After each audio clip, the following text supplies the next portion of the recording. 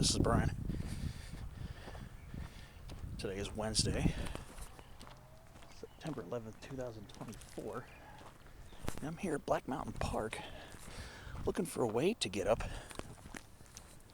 there. Hill 820, another 820-foot hill called Doug Benchmark. I believe it's listed on Peak Bagger. So I'm looking for the trail to get up there. Parked here at Black Mountain Park.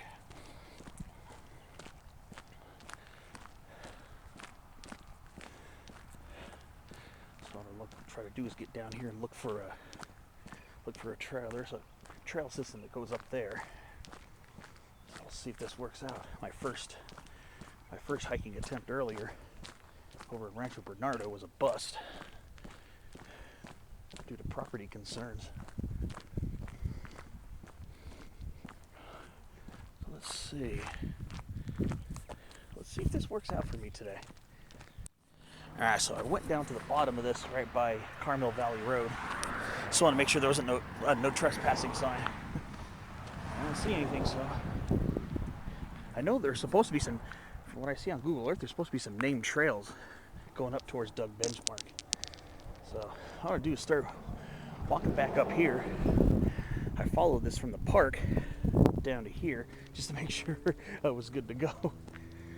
First off, right off the bat, look at this really tall toyon.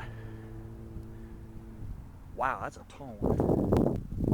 And I see some kind of sage. I think there might be purple sage around here.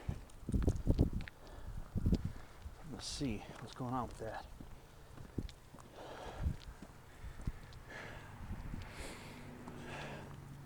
I think there's some purple sage here. I'm gonna make sure it's purple or Cleveland sage before I say for sure, but some very interesting looking sage around here.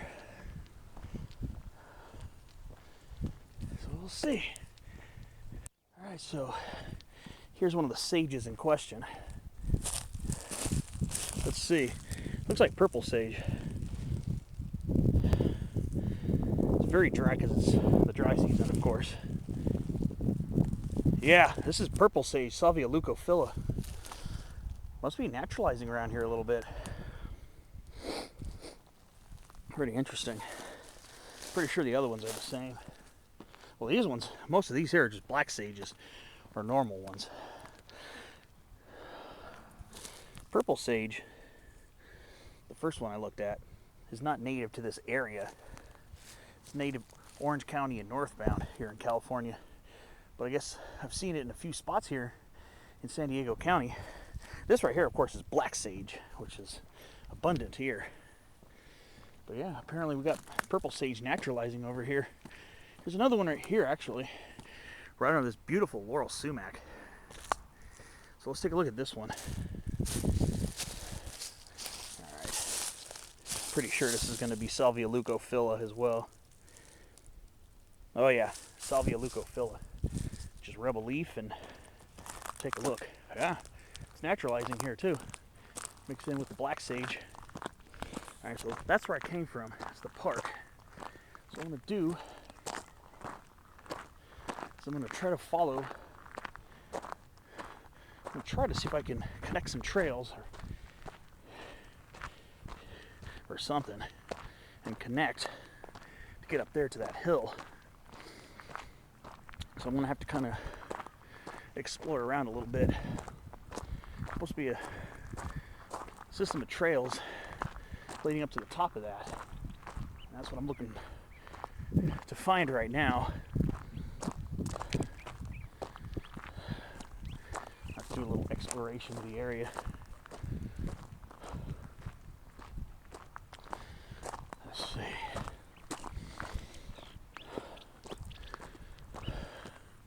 Let's see if this is actually a trail or if this is just something else.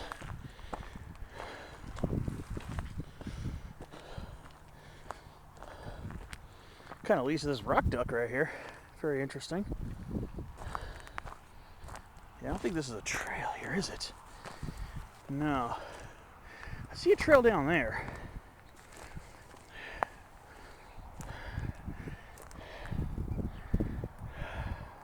This is kind of a backup plan. There's an interesting small hill right here too.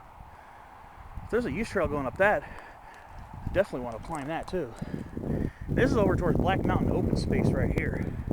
Center stage, Black Mountain. Very prominent point, the second highest hill in the city limits of San Diego. Just behind Coles Mountain over by San Carlos, Mission Trails Regional Park.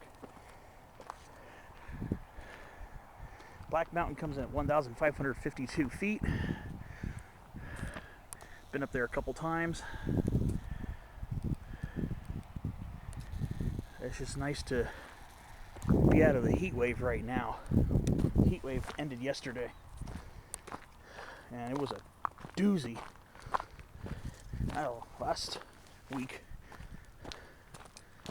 week I was already, let's see what time it is right now. I'm assuming it's after 7, just 7:02 right now. I was already about halfway done with last week's hike, because this day last week got up into the mid-90s before I got into the mid to upper 100s over the ensuing days. So yeah, pretty gnarly.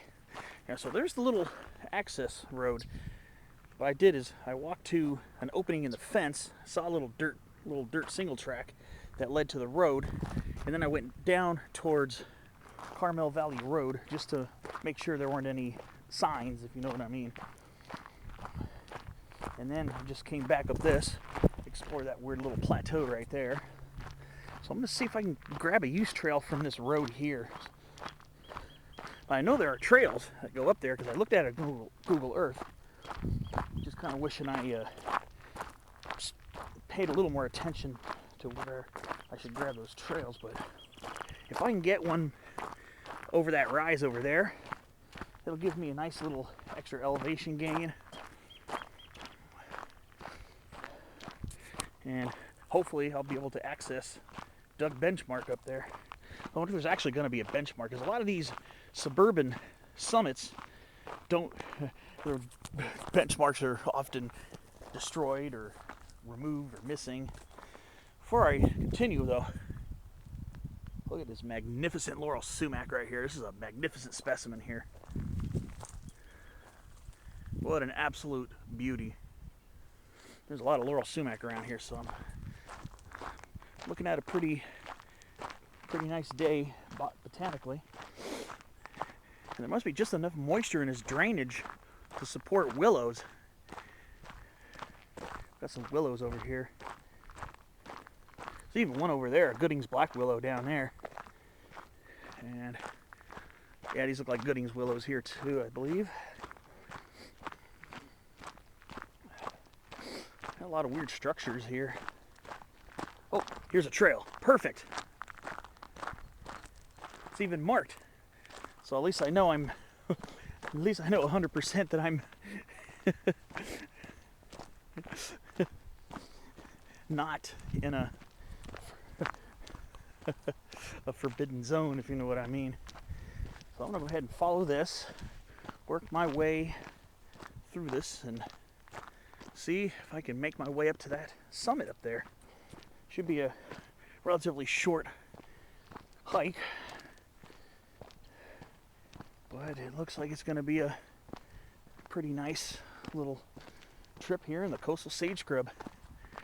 I wonder if this is going to go through the saddle between that smaller hill and Doug Benchmark up there. But yeah, I'm pretty sure I saw that on Peak Bagger. That's how I found out about this one. I think when I did my hike last week, I was driving around the area afterwards, and I saw some interesting looking hills, and then I went on the computer and was looking at the topo maps on Peak Bagger. And you do that by searching for a peak in the area. So you kind of have to know what's in the area if you want to explore other peaks. Like, just look up Black Mountain, the one that's 1,552 feet. And you just scroll around. You'll look for named and unnamed summits. This one doesn't have an official name, but there's supposed to be a Doug benchmark, so it's like a semi-official name, in my opinion. It's about 820 feet. I think it's between 820 and 840 feet on the 20-foot closed contour topo map of the area. It looks like there's an interpretive plaque over here, so I have to take a look at this and see what this is about. A trail to the past. Okay, we're talking about the Kumeyaay or Ipai. Something about the coast live oak, which there's really not really any coast live oak around here. I'm sure somewhere in this open space there is. I don't even know what the name of this open space is. I just looked at the topo maps, peak bagger, saw Doug benchmark, and I looked on Google Earth to mark it off, and it looked like there were I think there's some actually named trails around here. I was like, okay, I can pretty much assured I can get up to this summit without worrying about property issues. A lot of suburban peaks are off limits due to property concerns. Just be really cool if there were a trail going up that.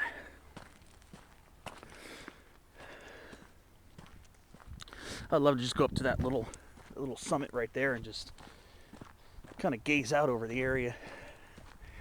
All I need to do is start looking for a trail that goes uphill. There should be a trail going up this hill. I saw trails all over the land, so I just got to keep a lookout. So now we're going through this little pass here. Ooh, western scrub jay down there. I probably won't see it very well. Very vividly blue California scrub jay. Aphelocoma californica obscura. Obscura is our subspecies, sometimes known as Belding scrub jay. All right, so I'm hoping to find a trail going up this hill. So we'll see if that works out in my favor. I'm assuming it should. Pretty cool little pass right here. Cool little pass here between the hills. Let me see. Is that a used trail? I don't think so. I don't think that is.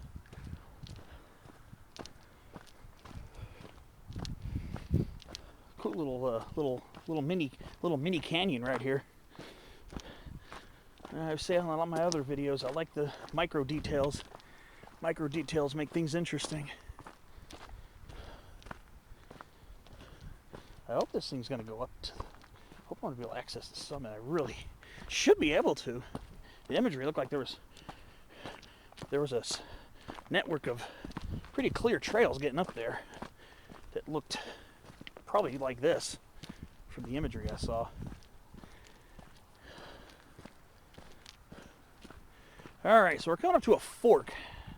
My intuition most certainly tells me go this way. So that's what I'm going to do, is I'm going to go ahead and branch off to the right, and this should start hopefully taking me uphill. All right, I'm going to go ahead and switch out the batteries, and we'll see how this goes as I work my way up towards Doug benchmark.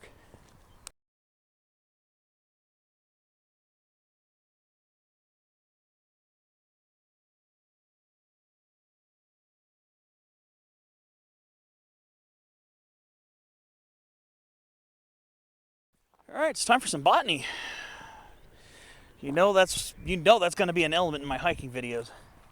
Even on the hiking videos where I focus more on climbing up peaks and stuff. Even then, I usually focus at least some element on what's alongside the trail or my route, whether it's actually a trail or cross country. But we got California spine shrub here. This is Adolphia californica, and yes, touching the tips of these twigs kind of feels spiny. It's leafless because it's in summer drought dormancy, which is common. And I know when I was walking up that paved access road, I had noticed what looked like a spine shrub off in the distance. I didn't go up to it because it was kind of up the hill, out of the way a bit. But I was wondering if I was going to be coming across more of it, and most certainly, yeah, Rancho Peñasquitos, Rancho Bernardo, this general area seems to have quite a few populations. Over by Mira Mesa, seems to have quite a few populations of Adolphia californica, California Adolphia or California spine shrub. And of course, a classic San Diego County coast of foothills and lower mountain slope shrub, the Rhamnus crocea, of course, spiny redberry. This is a species I point out copiously on my hikes.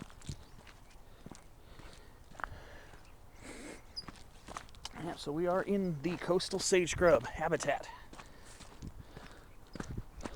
Ooh, I think they're seed capsules. Yeah, these are the seed capsules. Kind of hard to see on camera very well. These little brown rounded things, those are seed capsules of Adolphia californica. If they look familiar to people who are familiar with a lot of our chaparral shrubs, it's more of a coastal sage scrub plant, but they look kind of similar to the seed capsules of Ceanothus. They look very similar, very similar.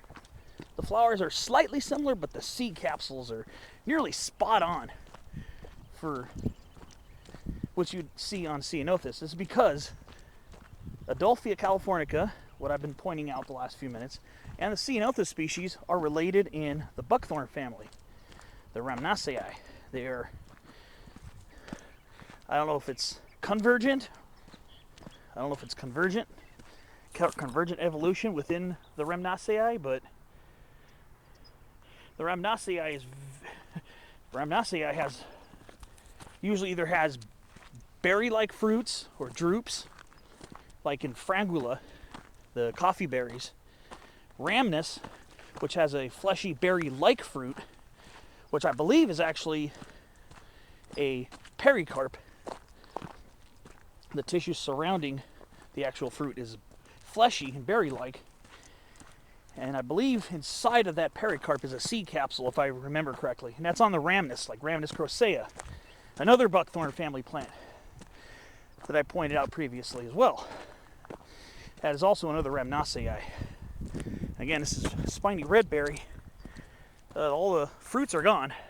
They've been picked clean by the birds and small animals. But they have these red, very vivid, translucent, reddish fruit structures.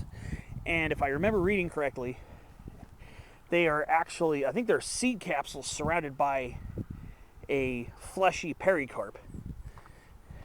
And the seed capsule, I believe the birds eat the flesh and then regurgitate the seed capsule, and it's supposed to split open. I believe that's the history behind that.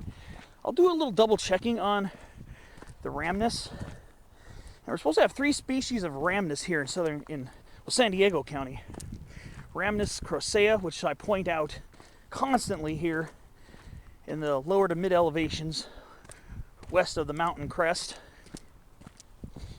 Then we also have Rhamnus ilicifolia, which here in San Diego County, you literally got to go in the foothills and mountains to find that one for some reason. You don't find it as close to the coast here usually, like you would in a little bit closer, like in Orange County or LA County, where I've seen them in near coastal canyons, lower foothill canyons, actually very copiously. And then, supposed to be another species I've yet to encounter, and that's the hairy redberry, which is Rhamnus pilosa. And I think that's a local endemic, I believe. I think it's supposed to be found near Powell or something. I'm not sure. Powell or Ramona or something like that. I have to double check on that. It looks a lot like Rhamnus crocea. Looks a lot like Rhamnus ilicifolia, but it's got hairier leaves. Alright, so we're going to start going uphill now. So I'll have to look on that. I have yet to come across something I could say, hey, this is Rhamnus pilosa, hairy redberry. When I do, it'll be on one of these hikes, no doubt, undoubtedly. And of course the camera will be along, and I most certainly will document it. Ooh. Ooh, yeah, Dudley pulverulenta, Chuck Dudley. Yeah, they're done flowering, now they're in seed. You see the rosettes are kind of dry. By the end of the dry, towards the latter part of the dry season, when it's bone dry out here, sometimes they kind of look like they're shriveled up too. That's not too surprising. That's the way the plants conserve their resources until more soil moisture comes during the rainy season. They're going to look shriveled until we start getting rain. All right, so we're starting to finally gain a little elevation. I'm assuming this is going to lead me towards the ridge line. It's a nice, easy meandering trail. Very mellow. Should only be a couple hundred feet of climbing. I'm looking at this is probably going to be an easy rated hike. But definitely a nice little adventure out here. Now what I'm going to do is I'm going to go snap a couple photos, keep working my way up, and keep you posted. What other botanical curiosities may come. Hopefully maybe some wildlife. We shall see.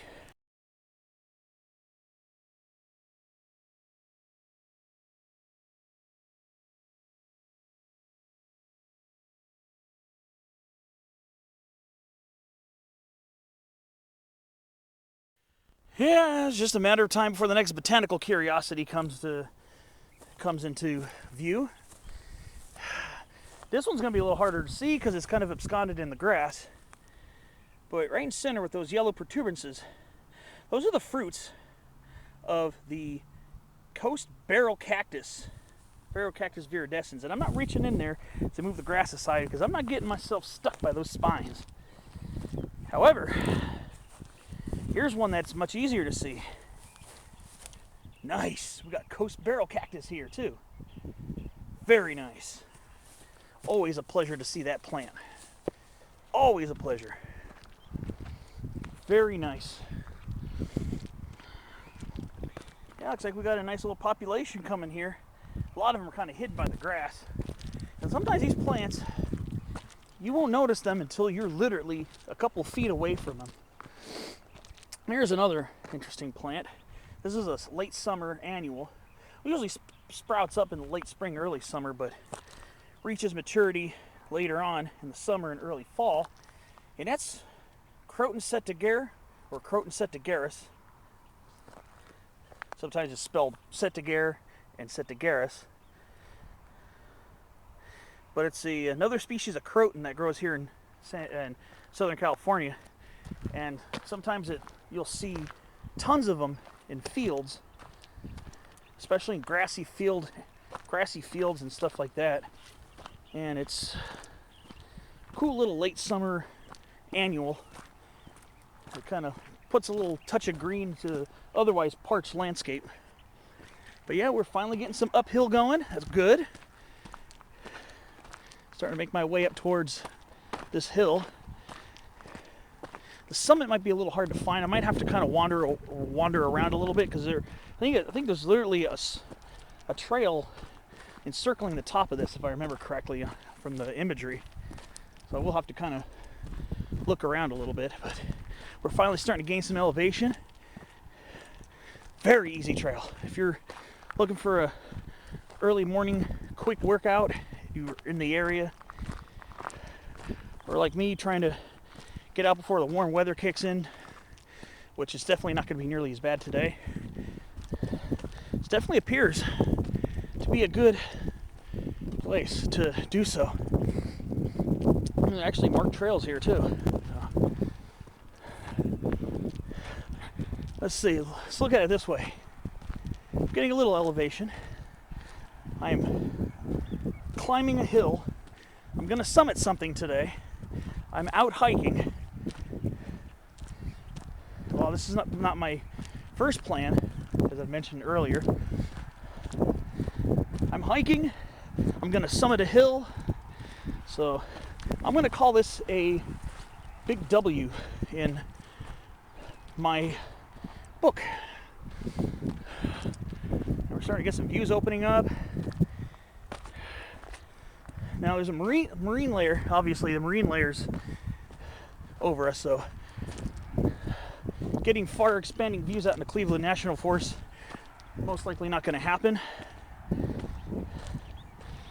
But I do imagine that there are going to be some pretty good local views up here, so bear with me. I'm already starting to see a partial preview of what the summit's going to offer. I'm sure that bird flying up there, I'm not sure what that is. Can't tell. This is so gray. The background's so gray. Can't really see any colors. I think it's a hawk.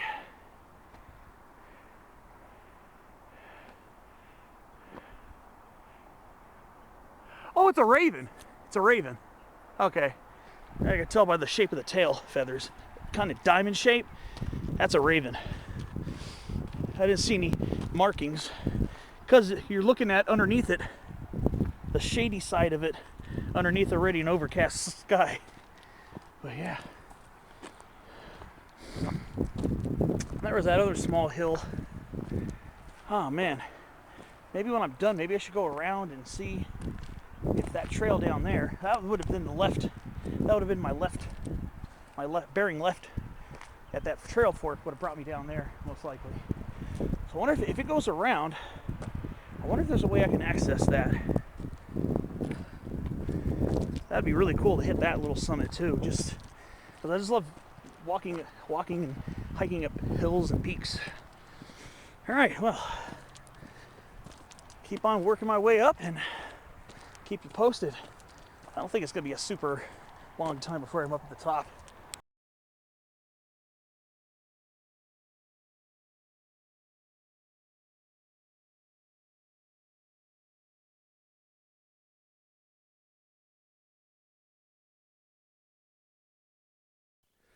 All right, so I'm circling, kind of circling around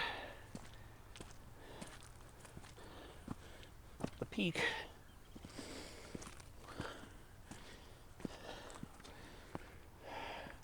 I'm pretty high up on it, pretty high up on the hill now.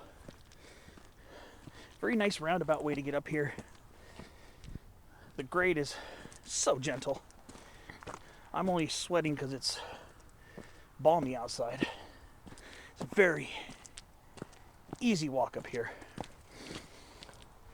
And the fact that it's a roundabout way to get up means you can just treat this like a little nature hike.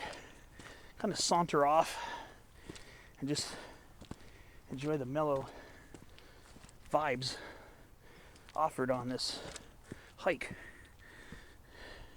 Tell you one thing, I sure as heck am right now.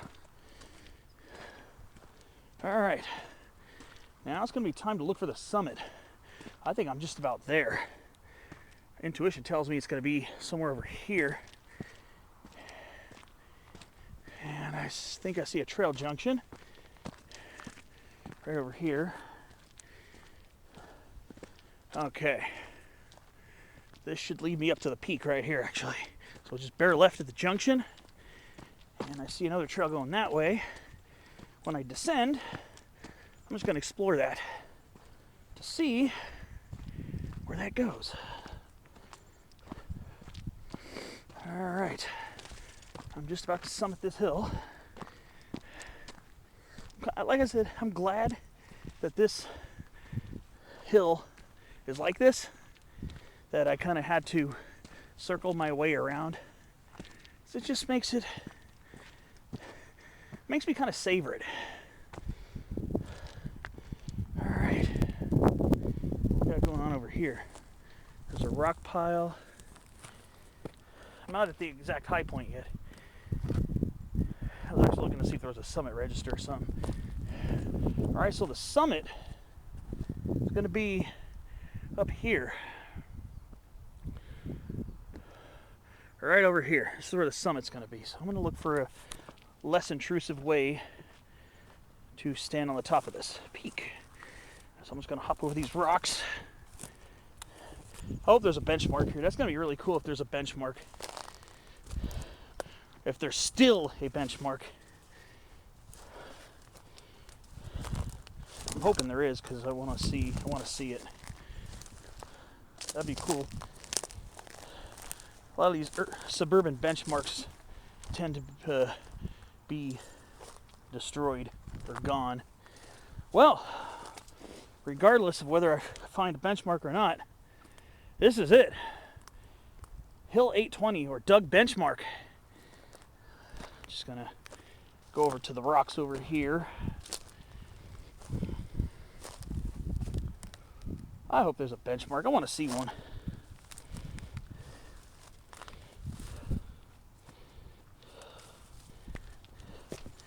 Well, this is the summit. Doug Benchmark, 820 feet, roughly, above sea level here, which is about 250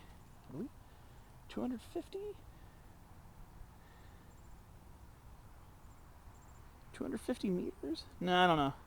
No, I don't think so. I'm not good at converting metrics yet.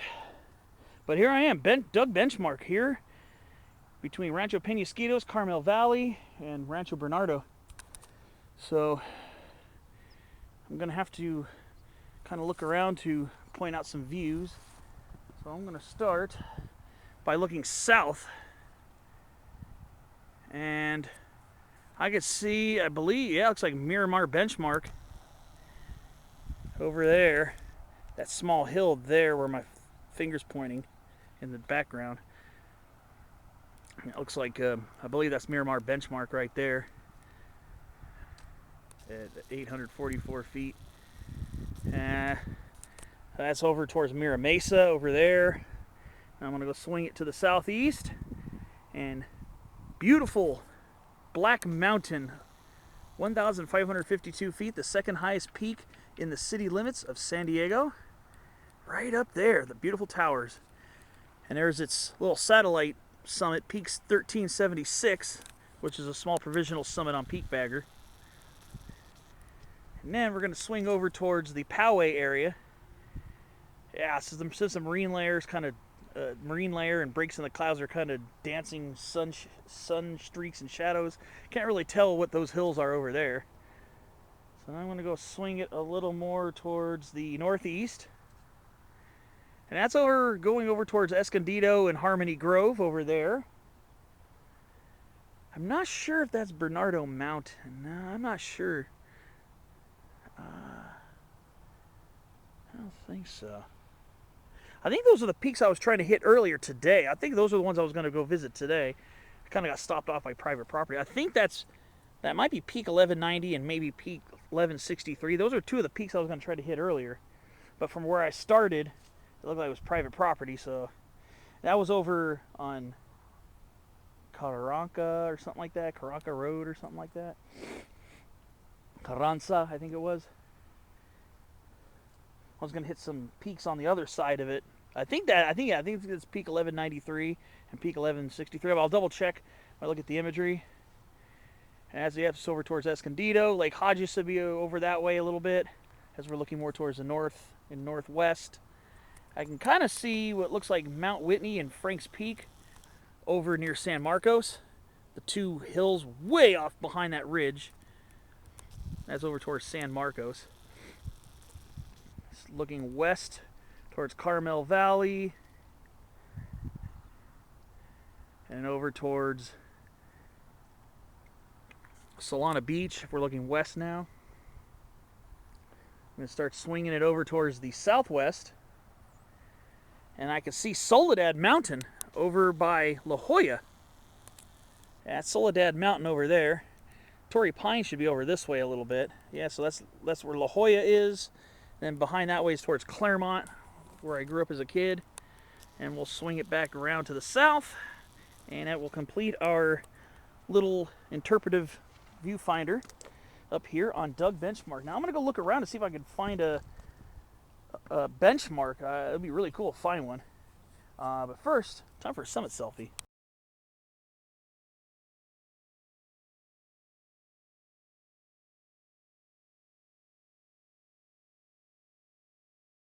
I'm just kind of picking around just a little bit to see if I could find a benchmark. If there were a benchmark, usually these type of cement blocks is a lot of times where you'll find them, or you'll find them on the top of stones or rocks. But yeah, this doesn't seem to have any indication of having had a benchmark. Normally, if it had a benchmark and it was taken off or destroyed, you would normally see a round-shaped scar on the concrete. But yeah, I'm not seeing a benchmark.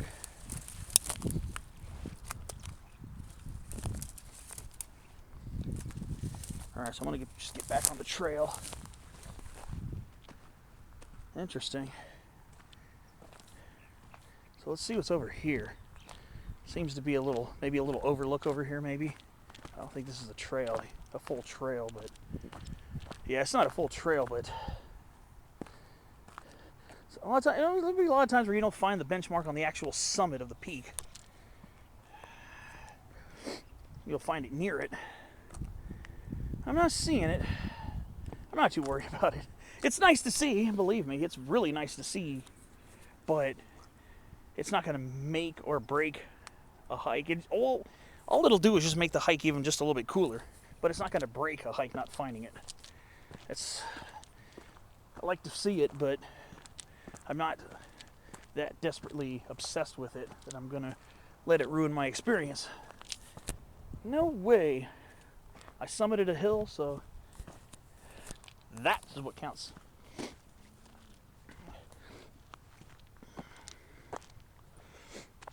Yep, so that's where the summit area is right there. Pretty cool, nice little peak. Really close to where some houses on this side here. But right up here is just where it's all just nice, quiet coastal sage scrub.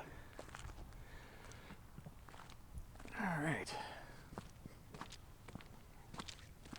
I have to do some exploration.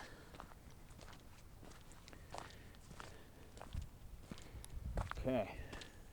So yeah, this is trying to see if I see my footsteps here. This is the way I came.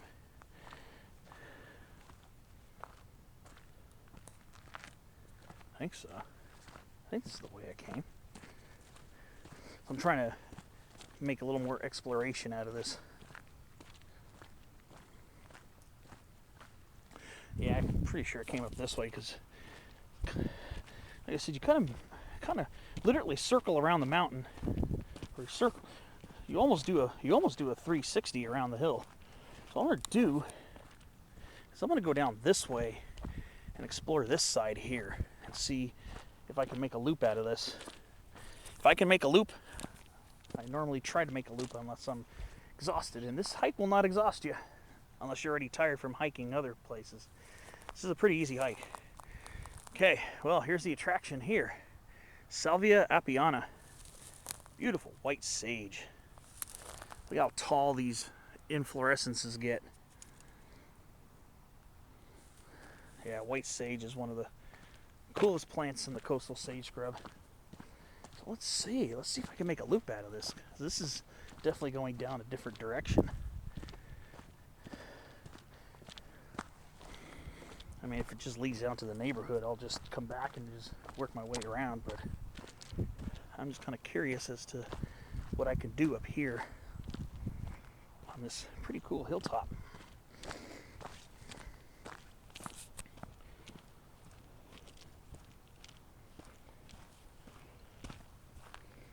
Very cool. Very nice little spot to come and hike and get some fresh air.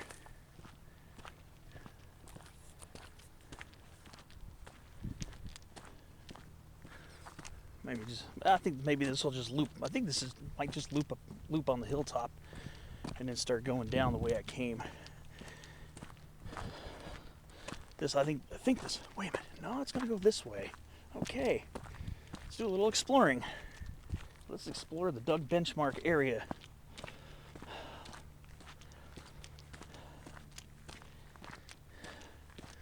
see where this leads. All right, so I'm parked over there. That's where I'm parked. Seems to be a very popular dog. Ooh, a rent it. How's a rent it? Right in the laurel sumac.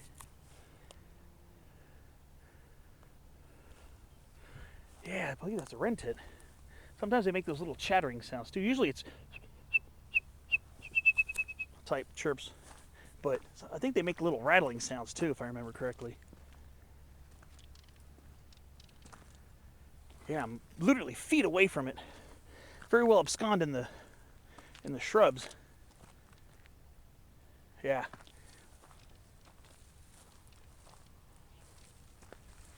I'm trying to see if I can. There it goes. That's a rent it. Camaya fasciata. I think they make those rattling sounds too. I think that's got to be a rent it. I'll double check, but it sure looked like a rent it. Stout body, tail kind of perked up at a 45-degree angle. Definitely had the build and color of a rent it. Couldn't get a very clear look at it, but sure looked like a rent it to me. I'm starting to, you know what? It's weird because I almost never see them. Almost never see them. I hear them. Oh, you'll hear them. Oh, believe me. Anybody who's hiked below 7,000 feet here in Southern California, anybody who's done any sort of hiking has definitely heard the ping pong like chirp. You've heard that? You've heard a rent it. Seeing them is a different story. It's a much different story, actually. Very different story. They're very, very well absconded in the brush. But for some reason, this summer, I've seen a few of them. I've seen more in the course of this summer than I've ever... Listen.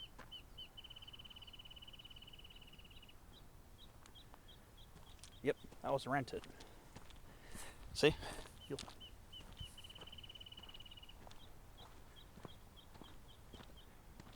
Alright, so don't go that way. It's a private road over there. So yeah, that's the bird. That's the bird. There's an arrow pointing down this way. I've seen a couple arrows painted on the rocks. Look at this. Interesting lemonade berry here. Interesting. It's got a very, very interesting growth habit. Very long twigs. Ah, that's a beautiful Rus integrifolia right there. It's an absolute massive thicket too. There might be some large stems in there, or some large trunks. That's a magnificent Rus integrifolia. And of course we have its cousin right here. The beautiful Melosma laurina. Back in the day, this used to be known as Rus laurina, the laurel sumac. But now it's in the genus Melosma. And then what we got up here? Oh, we got some telegraph. Ooh, a little sparrow, or a little finch. Little finchy. I think it's a house finch, I think. Oh, look at this. Telegraph aster right here. So yeah, I guess that last clip cut out right when I was here checking out these beautiful telegraph asters. A lot of people, well, the common name is telegraph weed, but it's an Asteraceae sunflower family plant, so I call it telegraph aster. These things get tall. These are usually anywhere from an annual to biennial, sometimes a short-lived perennial. And these things get tall. These things are about 8 feet tall. Amazing how tall these things get. Just starting to open up its flower heads. Quite attractive little daisy-like flower heads. It's got the discoid flowers, discoid florets in the center, and then the radiate florets, or the ray flowers, in other words. And it does have a nice, kind of has a nice little aromatic scent to it. Yep, telegraph aster, Heterotheca grandiflora. Really neat stuff. Really neat stuff. Well, here's a young lemonade berry right here. A nice baby Rus integrifolia. Look at this one. These are such handsome shrubs. Can't get enough of them. So let's see. Let's go follow this around and see. What we got here? Is this coyote brush or broombackerus? This appears to be more. This one appears to be more intermediate. This might be a hybrid between broombackerus and coyote brush. So it tends to be some intermediacy between the two species, which should be extremely common actually, considering they're very closely related. And I've seen hybrids of them. I've actually had seedlings I collected from a broombackerus years ago. I collected seeds from a broombackerus, and I had all sorts of intermediate characteristics between broombackerus and coyote brush. So let's see where this leads. I think this is just going to lead to the road, I think. But this will definitely make a loop hike for me. We got a beautiful stand of laurel sumac up there. Yeah, this is what happens in disturbed soils. Look at all of the backerus. These ones appear to be, some of these look more like broombackerus. Some of them look more like coyote brush. I wouldn't be surprised if just about all these had both species in their DNA. Backerus species can be very hard sometimes because they are so closely related to one another, and they can hybridize very rampantly. So don't be surprised to see that. So yeah, early on in the video, I was on the other side of that dip looking around. I was almost going to go up this way, and now I'm coming down this way. I've succeeded in making a loop hike.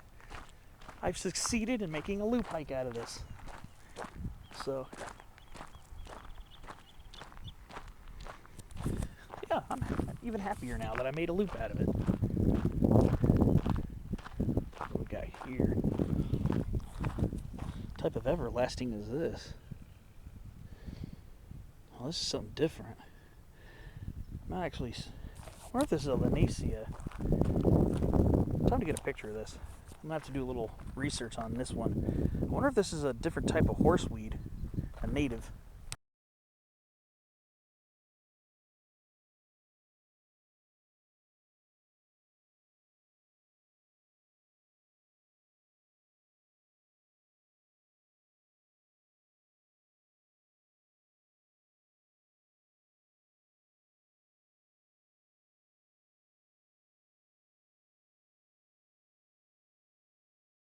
Oh, like a dummy, I forgot to point out up near where I started coming down this hill, I noticed some Bahiopsis laciniata, some San Diego bush sunflower that still have blooms on them.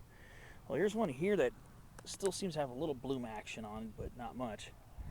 Yeah, Bahiopsis laciniata. What do we got here? What's this? I don't think this is an official trail. It looks like hollyleaf cherry pits. Coyotes, that might be coyote scat. I believe coyotes love to eat hollyleaf cherry. But there's no hollyleaf cherry in this immediate vicinity.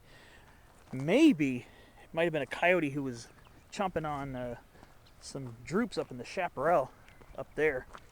I don't know if I've ever remember seeing hollyleaf cherry there, but it's definitely not out of the realm of possibility to see hollyleaf cherry here in the low elevations. I regularly see it up in the mountains, but I semi-regularly see it down here as well.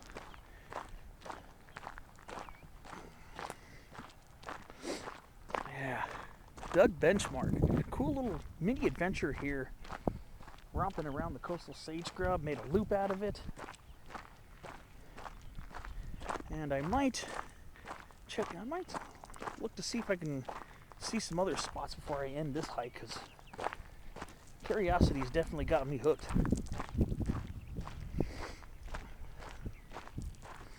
So once I get back to the top of that rise, I basically will have closed out yet another loop. I said I love making loops wherever I can. Now here's more of that doveweed, Croton setiger or Croton setigerus. And yes, I'm going to definitely be double checking up on this plant here. I suspect it might be, I'm not sure, don't quote me on it, but I'm wondering if this is Coulter's horseweed. I'm going to double check, I'm going to look it up. Could be Linaceae coulteri, but I'm not 100% sure. Oh, wait a minute. I got my field guide. I'm going to go consult that. Well, I didn't get a definitive answer, but this definitely looks like the picture I saw on San Diego County Native Plants. It didn't really give a really good look at the foliage, but the texture of the plant looks like the picture I saw. I'm going to double check this on the internet and make sure, but I'm pretty sure, yeah, I think this is Coulter's horseweed, Linaceae coulteri. I'm pretty sure that's what this is. About 85% sure, but I'll double check, and obviously you'll see text on the screen confirming or negating what I find, or what I'm saying now. So I'll either confirm or negate what I'm saying right now. So yeah, I think this is Linaceae coulteri, Coulter's horseweed. And then we got San Diego wreath plant here, Stephanomeria diegensis. Look at that. Another sunflower family plant. Of course, this is sunflower family. This is sunflower family. Yeah. Stephanomeria diegensis. Speaking of sunflower family, here's a plant I always point out. California sagebrush, and they're starting to get their flower heads too. Artemisia californica. And then we got the clustered tarweeds here too. We got some clustered tarweed here, Deanandra fasciculata. Looks like we got there's a lot of sunflower family action here. The Baccharis species they're also in the sunflower family. So is this Burkelia californica, California bricklebush. If you rub the stems gently, they have a really pleasant, tangy aroma too. This is the first time I've ever tried rubbing bricklebush for fragrance. So yeah, this is definitely a sunflower family haven. And of course, we also got the Gutierrezias. Again, I still struggle. There are a couple to a few species of Gutierrezia, at least Gutierrezia californica and Gutierrezia sarothri that are native here. And again, sunflower family, late summer to fall bloomer. So I've really got to look up what species we have, but we definitely have some beautiful matchweeds that are blooming right now. And then here's another sunflower family plant, another Baccharis, salicifolia, mule fat. I could smell it because it's a very fragrant, very strongly aromatic plant. I could smell it from up on the hill. The plant's fragrance will waft in the breeze, and you'll notice it from a long distance. Here's a very tall California sagebrush right here. This is a beauty. Look at this. This is a big one. This is a pretty big sagebrush. These things occasionally get big. And of course, it's helped by being propped up by a coyote brush over here, and it looks like a hybrid Baccharis here. But look at that. This one's got a beautiful trunk system in here. Not extremely large old growth, but definitely a very upright California sagebrush. What a beauty. Yeah, this is definitely an Asteraceae heaven, sunflower family haven.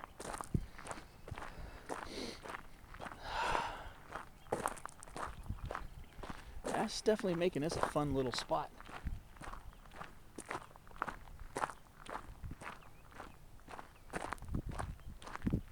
Habitat restoration. Let's see what this says here.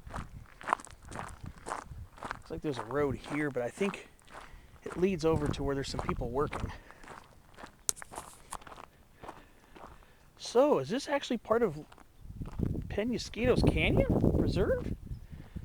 Huh. Maybe that's the agency that that oversees this park too. Maybe this is part of Peñasquitos Canyon Preserve. Okay, well, we're talking about sunflower family plants. Well, it just got even more variable. It looks like we got ourselves some beautiful late summer, fall blooming Isocoma menziesii, variety menziesii, Coast Golden Bush. And I can tell this is variety menziesii because the leaves, well, not all of them, but a lot of them are smooth edged. If the edges have a lot of teeth on them, especially around the middle and sides, then it will probably be variety vernonnoides. This right here appears to be variety vernonnoides. This is Isocoma menziesii, variety vernonnoides.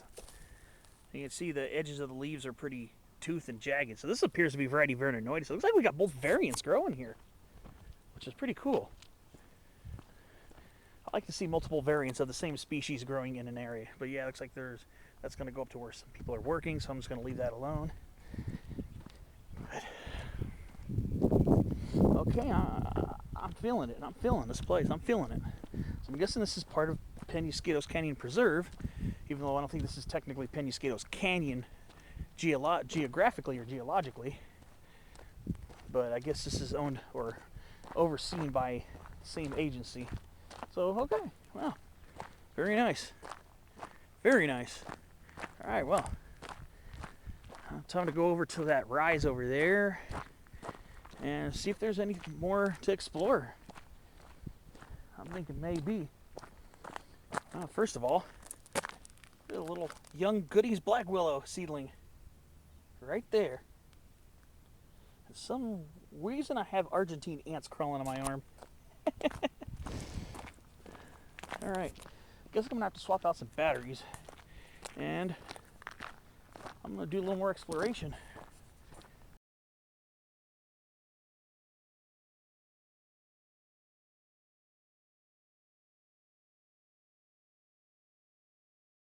Alright, so I just went right here at the base of this overlook. Came down here.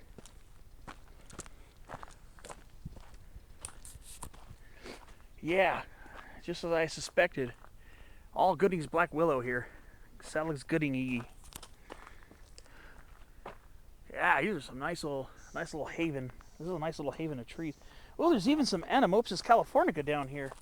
It's kind of going dry for the dry season. It's kind of dried up a little bit, but once the rains come back, it'll start picking up again.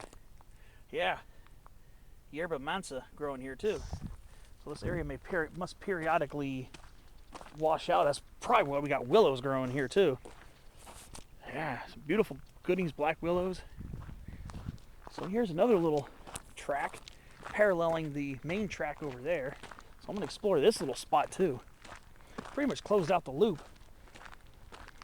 I just want to see what this has to offer. Besides what? It's all awesome. What am I saying? There's a nice upright laurel sumac right here.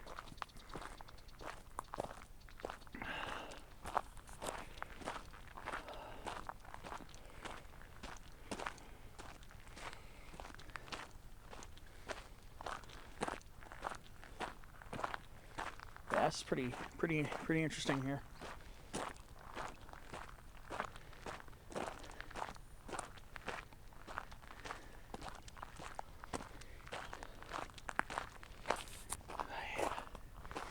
Lemonade sumac. I still love the name lemonade sumac. This is lemonade berry. This is what people know as lemonade berry. But deep down, I still love the name lemonade sumac. Rhus integrifolia, full of those sticky red drupes. Of course, drupe being a stone fruit, which Rhus integrifolia is a stone fruit. Here's a nice handsome younger one right here.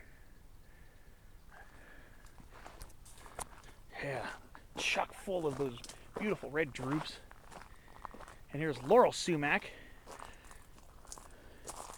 which also forms drupe or stone fruits. They're very tiny and berry-like. This one still has a few flowers on it. Usually by now they're in seed. Yeah, laurel sumac. Yeah, the sumacs are such magical shrubs. Magical, all the sumacs, magical shrubs. The more you see them, the more you love them. I'm sorry, can't help it.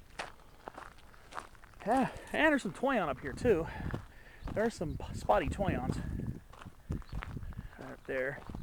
And we do have a coast live oak, small Quercus agrifolia variety agrifolia. That was a young one, probably planted here.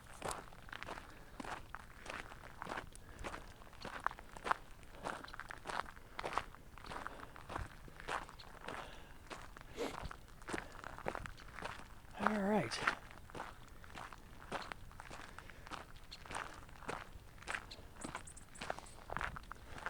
Okay, so I'm back to where the loop closes out. I originally came from here. This leads up right to a little dirt trail that leads to the park. This is that little overlook. That leads down to Carmel Valley Rd. I went down there exploring to make sure that this was not one of those little private property spots that I always seem to find and have to turn myself around.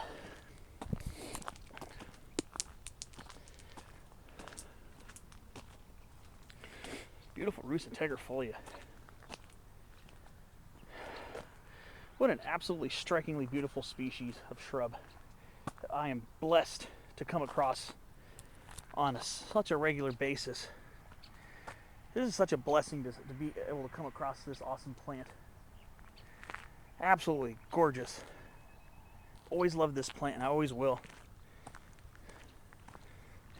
Here's some type of aloe. Not sure what species this is. Not native, of course.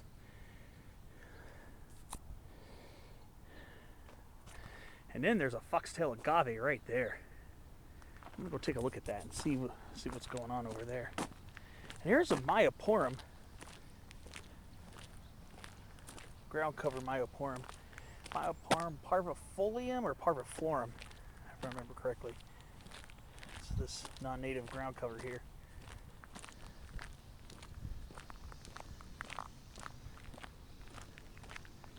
Yeah, here's more of that foxtail agave. This is a very commonly landscaped plant here in the San Diego and Southern California region. Very common. It looks like this one has probably established a feral population.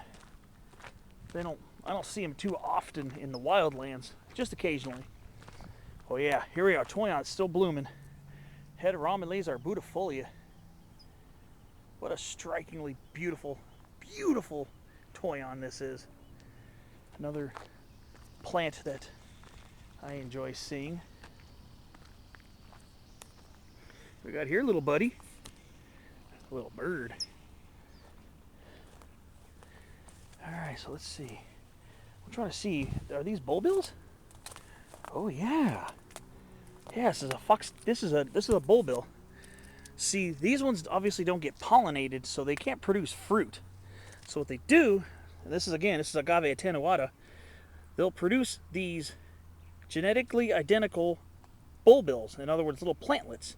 Once they fall into the soil, if there's enough soil underneath them, they'll take root and become their own plants. So this is agave attenuata, bulbils of foxtail agave. And a lot of plants, a lot of agave and agave-related plants will do that. If their pollinator's not there, or if there's not enough energy to produce fruit, they'll do that. They'll make bulbils instead. Very interesting.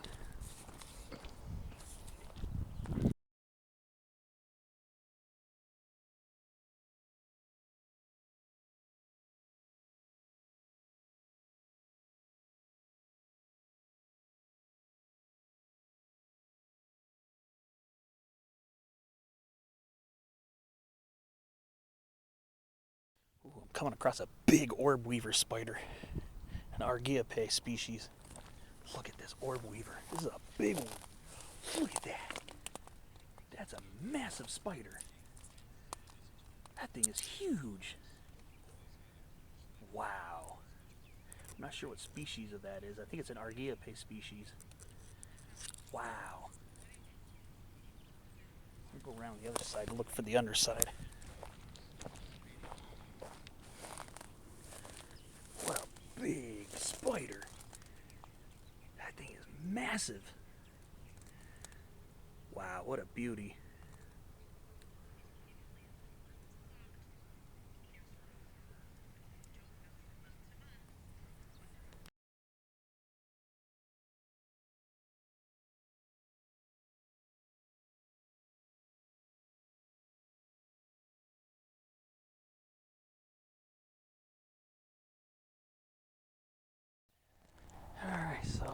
kind of just hanging around here, lingering around a little bit.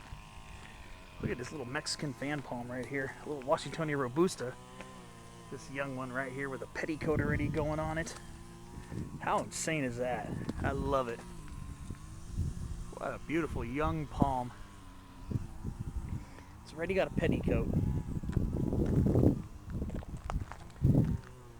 That is so cool. Loving it. Loving it.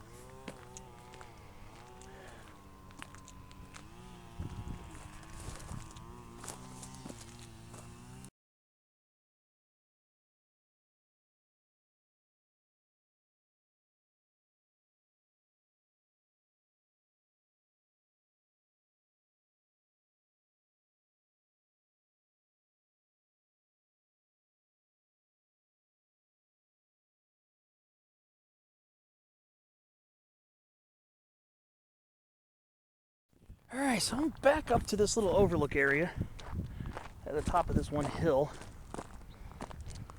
So yeah, I think I was able to give you guys a little bit of a botanical tour as well. Marine layer's starting to break up a little bit. Sun's coming out. Back up here for a second or two. Yeah, this is just a little overlook over here. I think this is the one with the little rock duck, I think. Was this the one? Yeah, top of this little overlook. So yeah, there it is, the beautiful Doug benchmark. Top of this little hill right here, this little mound.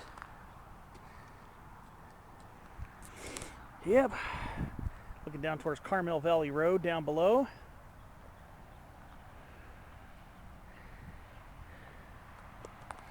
Yeah, pretty cool little spot.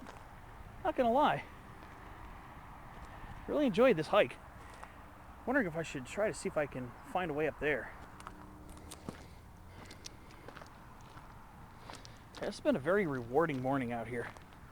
Not gonna lie, I've really enjoyed coming out here to enjoy this. Yeah, looks like we got more purple sage here too, more Salvia leucophylla.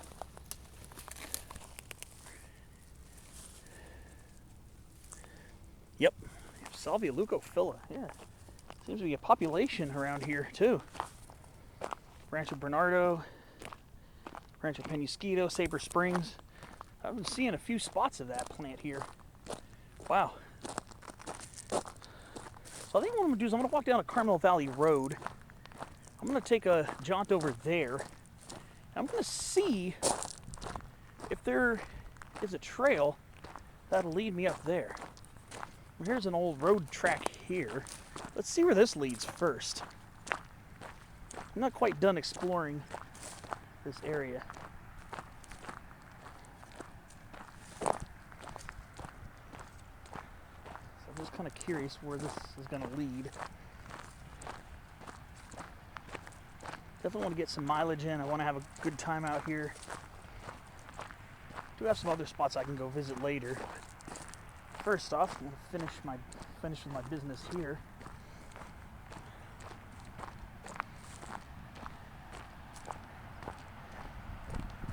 Very beautiful place. Okay. Very fun spot to come visit and botanize and walk. Just be out here and enjoying nature. Look at the, wow. Look at this beautiful white sage right here. Wow, the leaves are huge on this white sage. Very large leaves. So yeah, we got black sage. Salvia mellifera. White sage, Salvia apiana. And then we also have more purple sage, Salvia leucophylla. Ooh, this is an old growth one here. Ooh, this is an old one. This is a huge purple sage. Look at the trunks on this purple sage. See if I can get in there without knocking all these branches off. Wow! Now this is an old growth purple sage. It's huge. Wow! What a magnificent specimen with old trunks on it. You can tell this one's been around here for a long time. Wow. That's incredible. That's an incredible find right there.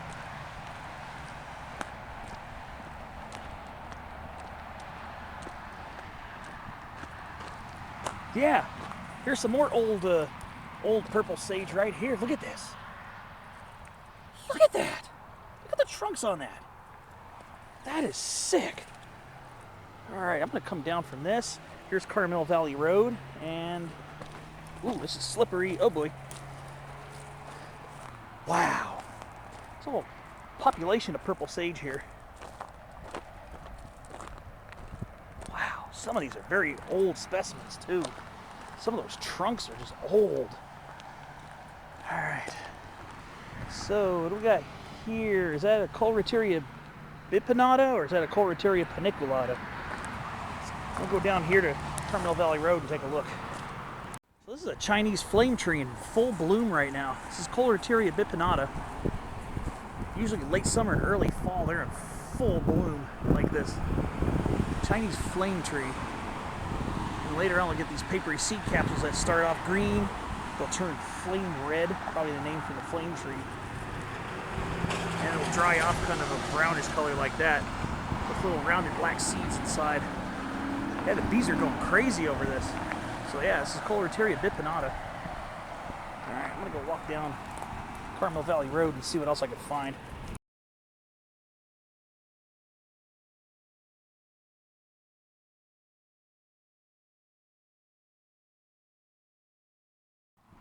So there I am walking down Carmel Valley Road. There's the hill I climbed earlier. Dug benchmark.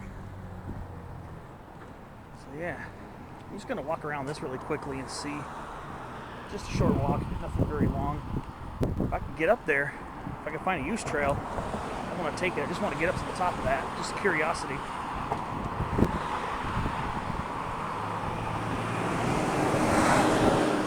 Yeah, I get Chinese flame trees. We got a nice sized laurel sumac in there too. There's more purple sage trimmed like hedges over here. There's an old culvert here. I don't think that's going to be anything. I got rosemary and red ironbark eucalyptus. Ooh, and also a silver dollar one, Eucalyptus polyanthum. Well, I can't tell from here. I think it's Comodulensis actually. Yeah.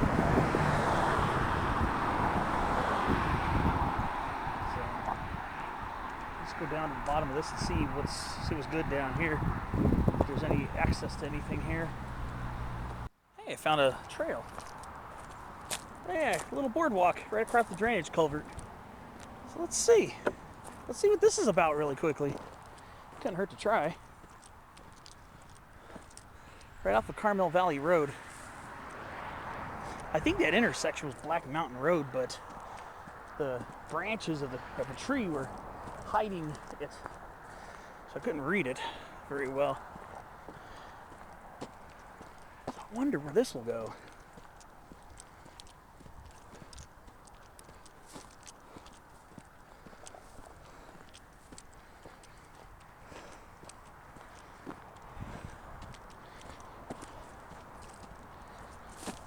Yeah, that's done. This is, huh? There's another trail going over this way too, it looks like, possibly. Let me see what's up with this. It's kind of going towards the hill. It's a little bit more of a narrow use trail here. Let's see.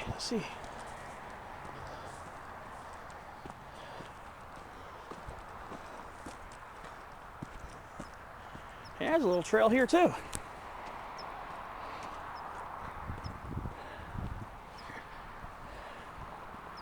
Hope there's one going up this hill. There is. That's a no-brainer. That's a definitely need to visit situation in my book.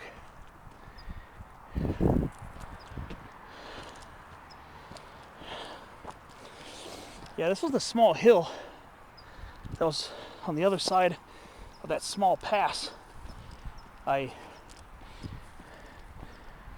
went through before going up the hill towards Doug Benchmark.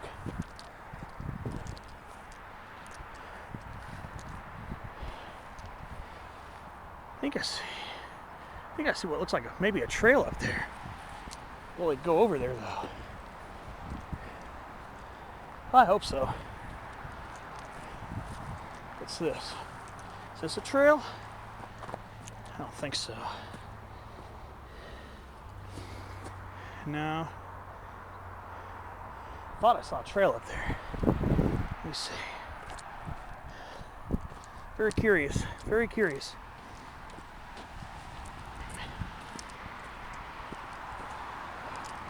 Wait a minute. Seems to be going uphill though. Ooh. Let's see. Not sure if this is going to be a trail, but I'm going to take a look and see. No, I don't think so. Nuts. Try to limit my off trail in parks and preserves. No, it's not a trail. Oh well. Got excited for a minute there. Woo! Steep. Alright. I'm gonna go get a sip of water. Yeah, I'd love to get up there. I'm hoping. I'm not giving up yet. Alright, so it kind of didn't lead me where I was hoping to go. So I'm gonna go back to the main single track and just follow it that way. Not quite ready to give up on trying to get up to the top of this hill, but I'm not trying to go cross country because I think this is part of the preserve. So preserves, I try to play the good boy role. This just kind of led over to another part of that drainage culvert that I crossed.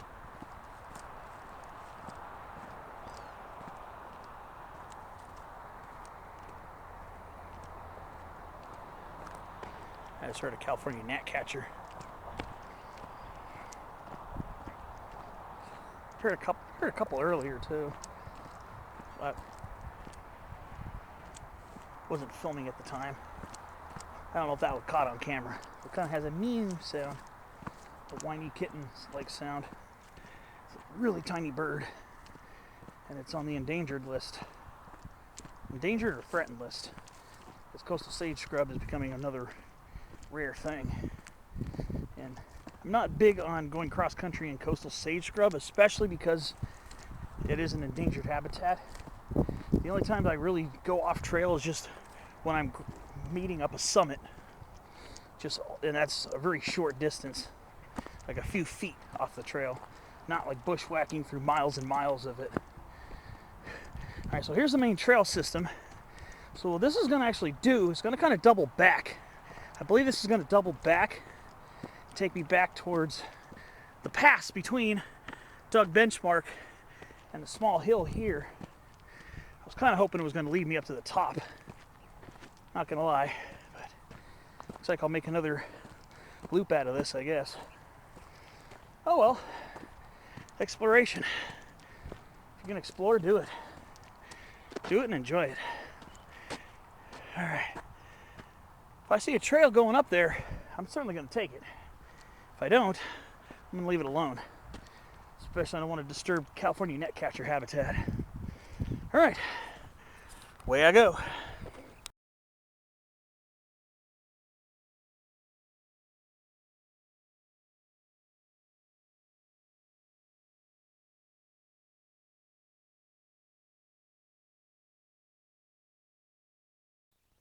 All right, so we're about to enter this little dip right here.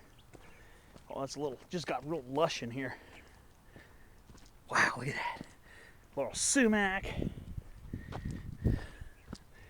lemonade berry, spiny red berry. Here's another beautiful laurel sumac right here. Here's a toyon. And its fruits starting to get bigger. They'll be ripening in about a month and a half. Yeah.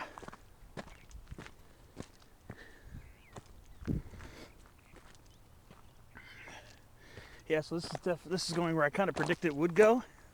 Back through the pass between the hill leading up to Doug Benchmark and this beautiful little summit right here. I really wish I could visit. Alright, so I'm about ready to go back onto familiar territory. And I'm rejoining this trail here. So I'm going to go walk through this pass again. Ah, wow, this is pretty cool. I like this.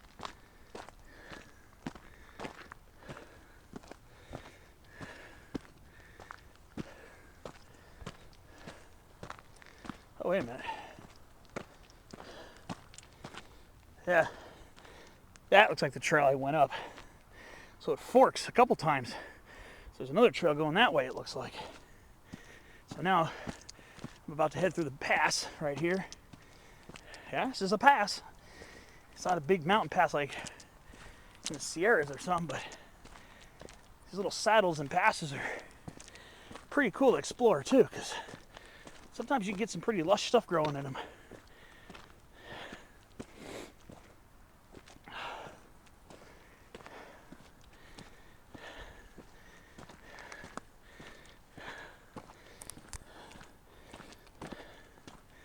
Yeah, this is pretty sick. I like this. Gosh, I wish there were a trail going up there. Gosh, I wish. It would have been so cool. Get to the top of that hill. Oh well. Still admire it. You know me, I'm obsessed with hills and mountains. That's just me. Me doing me. All right. Another reason why I don't want to go too far off trail. Lichens and cryptobiotic soil. Luckily, where I went off trail, just like the 10 feet to get to the highest point, wasn't any cryptobiotic soil there. Otherwise, I would have called summit at the top of the trail. I've done that before. Call summit at the top of the trail.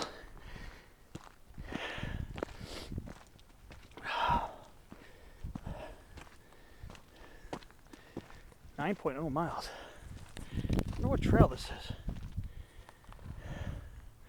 Wow.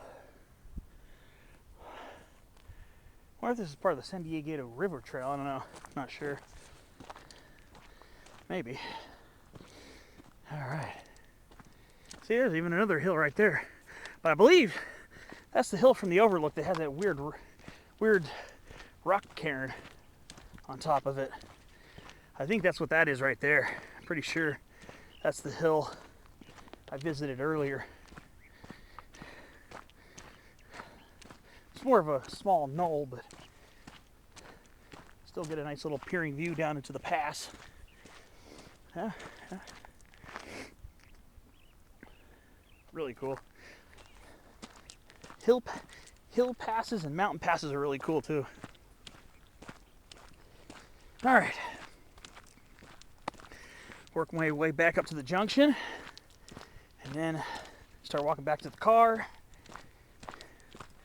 So this video will be ending pretty soon.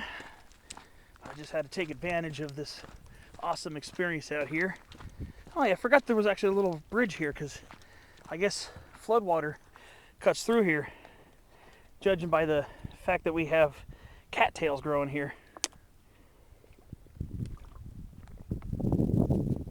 I think this is broadleaf cattail, and this is Typha latifolia, I believe.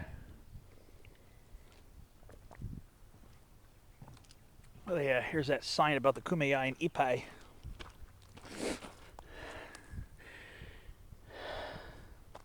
Talking about the coast live oak tree.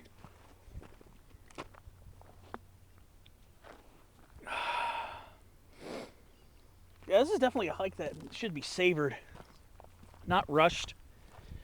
Just savored, appreciated, enjoyed.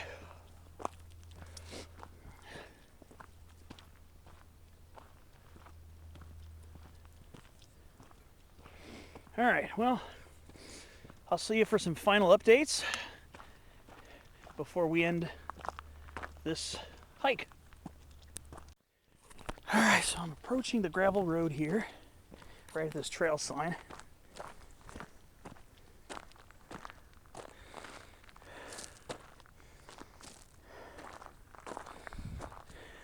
Let's go back up to the top of this rise once again. Ooh, first of all, missed this earlier. Look at the fat trunks on this laurel sumac. Wow. The weird thing is, it's not even an extremely large one, but it has some very stout trunks and stems on it. Wow, what a beauty. And it doesn't look like the plant was cut or anything. It just has some very stout stems. Wow, that's pretty dope.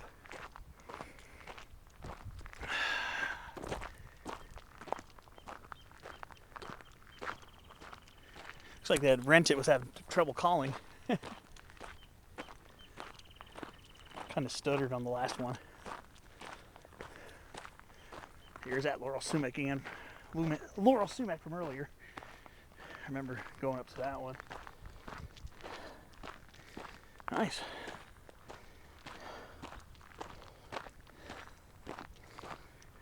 Really nice. Really glad I came here. Some huge birds over there in the trees. I think they're too big to be ravens. Hope I get near them. Well, we'll see.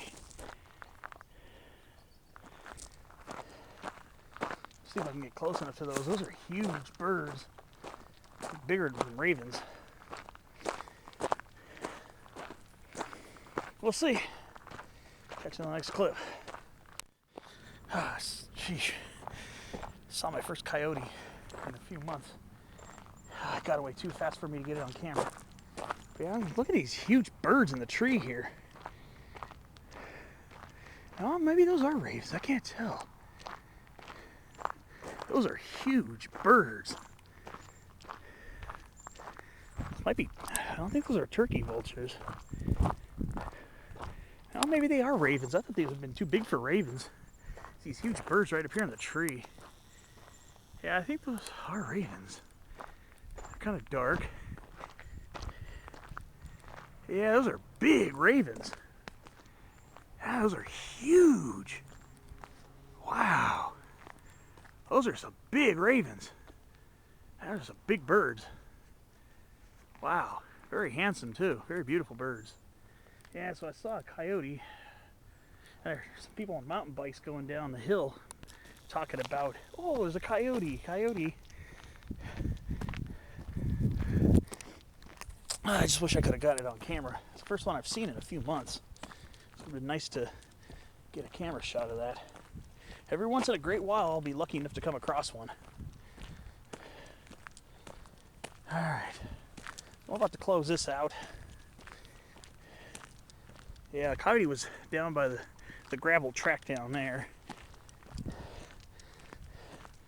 Even if I got the camera out a little more quickly, probably wouldn't have gotten really good footage of it. So here's the park. My car's way over on the other side. So I'm gonna get back in the actual park. I'll do a fun update by my car if there's not too many people around. Some trees on the other side of the park I might go check out for botany's sake. So let's see. So I'm right near where I get back inside the park. You'll see this white trailer right here. So what I do is came from over here. Here's the park.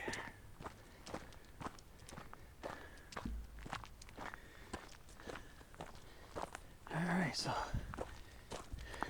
I'm gonna go ahead and go over to the other side and see if there's anything to botanize over there.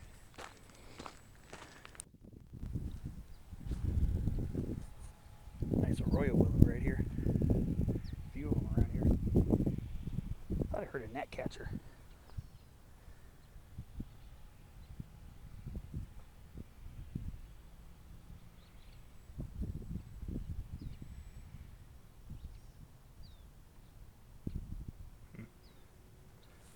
soon as I turn the camera on, it stops calling, of course. We got some arroyo willows over here. Pretty nice. Or foxtail agaves. Yeah, I don't think the foxtail agave's pollinator lives around here.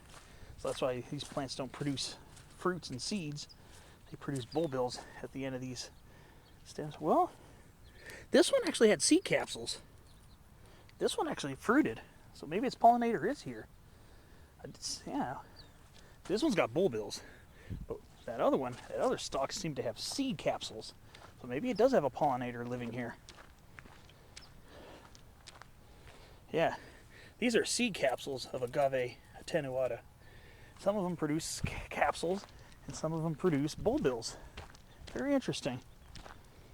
Oh, here's a tuckaroo or a carrotwood. Campaniopsis anacardioides, Australian native, commonly planted here.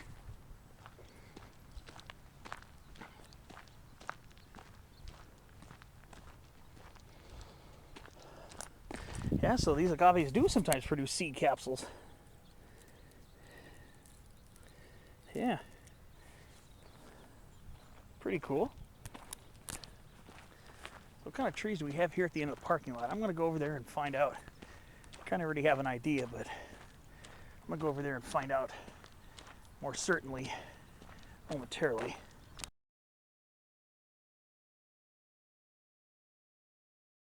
What kind of trees and stuff that we have growing here? African sumac, I figured. These are growing like shrubs. Arcea lancea. I guess they're native to, I think, South Africa. Yeah, this is a tree form right here. But they can grow like thickets too. They send a lot of shoots out from their roots. Yeah, it's just Arcea lancea, the African sumac. But yeah, they do send up a lot of root shoots here, as you see. So I wonder if they're shrubby by nature. They're usually planted as small trees here in Southern California. Let's see what's over here by this embankment. Some more African sumac. Some whortle. I think this is Acacia cyclops, I believe. Cyclops whortle, I believe. Here's another African sumac. Very gentle looking tree, but these things are hardy as heck. These things are very hardy trees, and they're related to our lemonade berry, our Rus integrifolia, and our laurel sumac, Melousma laurina, because they're in the Anacardiaceae. You see, there's a laurel sumac on the hill, so that native is related to this non-native African sumac from a completely different hemisphere.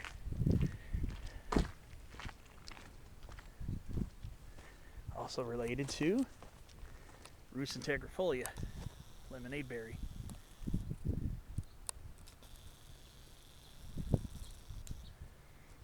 So yep, they're related. In fact, African sumac used to be known as Rus lancea, and still sometimes is labeled as Rus lancea. And it's a pretty common street tree here in San Diego County and in Southern California. It's a pretty attractive shade-giving street tree with pretty delicate looking foliage, but don't get it twisted. These are not delicate. These are pretty tough, heat-tolerant trees and large shrubs that are very hardy and do not give up easily when presented with challenges such as drought, extremely hot temperatures, and also being cut down. They don't give up easily. Well, I think this is just about going to wrap it up for me. Hope you enjoyed this video as much as I enjoyed filming it. So there it is again. Doug Benchmark. That's the hill right there. Short, easy, very easy climb. Kind of a roundabout way to get up there, but that's what I liked about it. I didn't just walk straight up to the summit, and it wasn't just a quick little walk up and walk down. Made a nice double loop because I also explored the canyon side below, and just a very satisfying day out here in the Rancho Peñasquitos, Rancho Bernardo, Carmel Valley area of San Diego. Thanks for watching. Hope you enjoyed this video, and I'll see you on the next adventure. Well, I know I said thanks for watching and but I have a wait, there's more moment, and it's botanically oriented. So I lied. It's not over yet. Just forgot that when I started my walk this morning, there were some people walking their dogs, and I didn't want to just have my camera out filming around everybody. But here is a water gum, Tristaniopsis laurina. This is a tree native to Australia, and it's related to a tree I did a Trees of San Diego episode called Brisbane box, which is Lophostamen confertus. So this is Tristaniopsis laurina. Small 5-petaled yellow flowers, little seed capsules, and Tristaniopsis laurina, the water gum, in the myrtle family, Myrtaceae. So yeah, I did have to add this little tidbit before the end of this.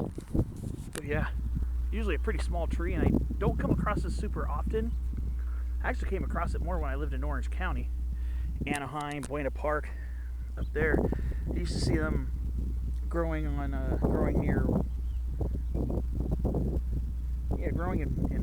western Anaheim, is where I used to see these, near Western High School. So yeah, Tristaniopsis laurina, pretty cool. So yes, now I am definitely saying goodbye. Thanks for watching, and yes, this is the end of the video. Thanks for watching my video. Just had to point out that little tidbit because I saw it earlier on this morning, and figured, you know what, I need to get footage of that because very important. Very important. Pretty cool little ornamental street tree here. Thanks for watching, and I will see you on the next episode of Hiking.